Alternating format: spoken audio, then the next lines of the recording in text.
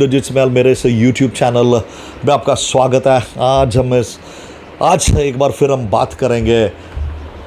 Ketan Agarwal murder case को लेके। जी हाँ, केतन अग्रवाल मर्डर केस जिसमें पूरे देश में एक नई चर्चा को जन्म दे दिया और हर घर में आज ये केस एक चर्चा का विषय बन चुका है। और जैसे जैसे ये केस आगे बढ़ रहा है और एक नई नई परतें लगातार इसमें खुलती जा रही हैं। और अभी पिछले दिनों जिस प्रकार इस केस में जो मुख्य साजिश करता था, जिसमें केतन अग्रवाल जिसकी शादी होनी थी सिया गोयल और उसका बॉयफ्रेंड चेतन बाबूलाल चौधरी, इसमें मुख्य साजिश करता अभी तक सामने आए हैं। लेकिन जिस प्रकार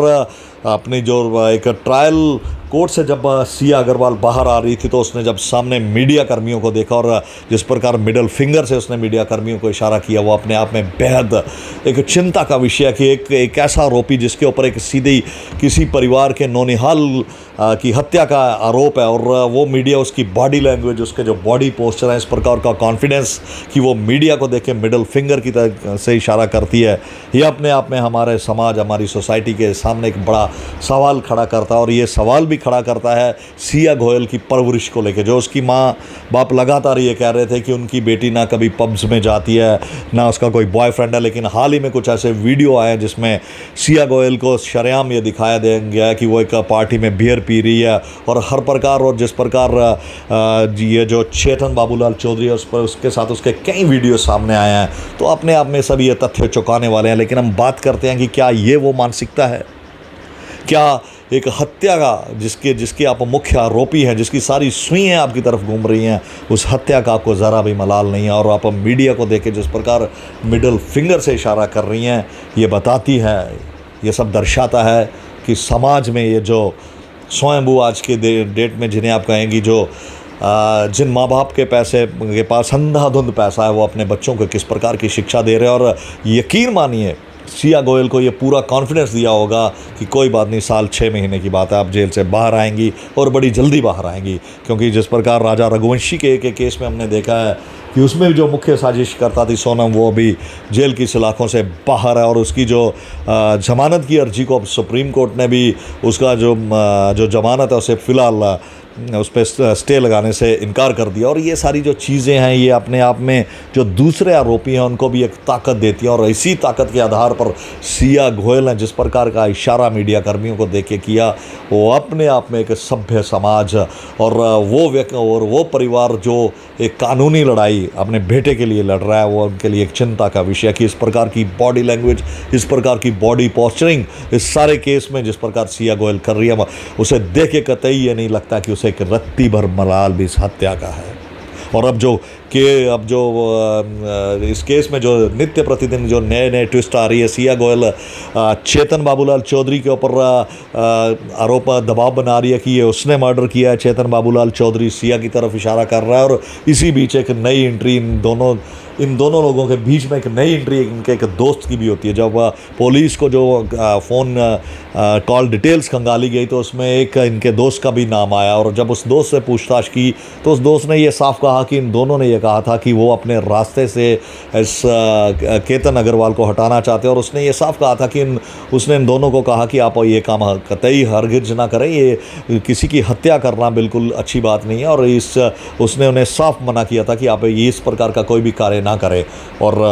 उसके बाद ये भी उस दोस्त ने कहा कि उनकी जो कॉल डिटेल्स में ये भी पता चला है कि ये सब हत्या करने के बाद उन्होंने सिया गोयल ने भी चेतन बाबूलाल चौधरी का ये जो दोस्त है उससे बात की थी और चेतन बाबूलाल चौधरी ने भी अपने इस दोस्त से बात की थी। और बहरहाल जो भी तथ्य थे पुलिस ने उस दोस्त को भी बुलाया, उससे भी सारी छानबीन की जा रही है। और दिन ब दिन ये केस जब जैसे जैसे आगे बढ़ रहा है तो कई कड़ियाँ इसमें जुड़ती जा रही हैं। लेकिन सबसे बड़ी कड़ी जो हम कहना चाह रहे हैं कि समाज को जिस प्रकार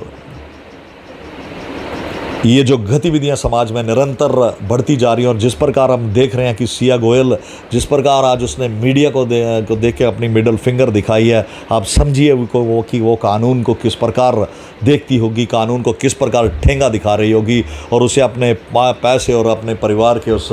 रुतबे के ऊपर इतना विश्वास है कि वो एक ना एक दिन जेल की सलाखों से बाहर आ जाएगी और दोबारा अपनी नॉर्मल ज़िंदगी जीना शुरू कर देगी। बहरहाल ये एक बड़ा चिंतनीय विषय और हम समझते हैं कि इस विषय के ऊपर समाज को भी एक बड़ा चिंतन करना पड़ेगा और खैर जो इस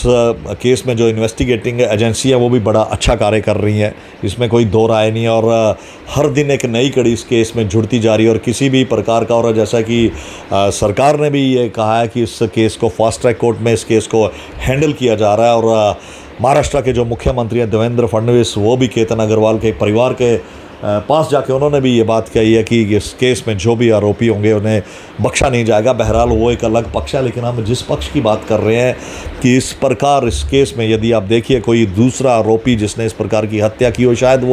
शायद वो चलने के लायक भी ना हो, उसके अंदर वो ताकत नहीं हो, लेकिन जिस प्रकार आप सिया गोयल की बॉडी पोस्टिंग देखिए, जिस प्रकार उसके इशारे देखिए, उससे आपको कतई नहीं लगता कि उस लड़की को थोड़ा सा भी एक जिसमें कि मन में मलाल है कि उसने कितना बड़ा गलत कार्य कर दिया। बहरहाल हम समझते हैं कि आने वाले दिनों में ये केस एक नई दिशा लेगा और हमारा ये वीडियो बनाने का यही मकसद है कि जो भी इस केस में मुख्य दोषी है, चाहे सिया गोयल है जो मुख्यतः अभी तक दिखाई दे रही हैं, या चेतन बाबूलाल चौधरी हैं, लेकिन कानून अदालतें वो तथ्य और सबूतों के आधार पर ही चलती हैं। हम समझते हैं कि इस केस में जो इन्वेस्टिगेटिंग एजेंसी है वो पूरा अपना काम पूरे तन्मयता और ईमानदारी से करेंगी। और जो भी मुख्य का इसमें जिन्होंने साजिश की है, जिन्होंने एक परिवार को आज, जिस परिवार का रो रो के बुरा हाल है, जो परिवार आज एक गहरे सदमे हैं, मैं उस परिवार को इंसाफ दिलाया जाए, यही हमारी इस वीडियो के माध्यम से कामना है। और हम ये आवाज़ तब तक उठाते रहेंगे जब तक कि उस परिवार को इंसाफ ना मिल जाए। बहरहाल आप सबसे जाते जाते ये अनुरोध है कि मेरा ये channel talks with Indrajeet Sambyal, इसे लाइक करें, सब्सक्राइब करें, शेयर करें, ताकि आपकी एक लाइक, एक सब्सक्राइब, एक शेयर से हमें वो ताकत मिलती है कि हम आने वाले दिनों में ऐसे और विषयों पे बात कर सकें। फिर मिलेंगे एक नए वीडियो के साथ, तब तक के लिए जय हिंद, वंदे मातरम, भारत माता की जय।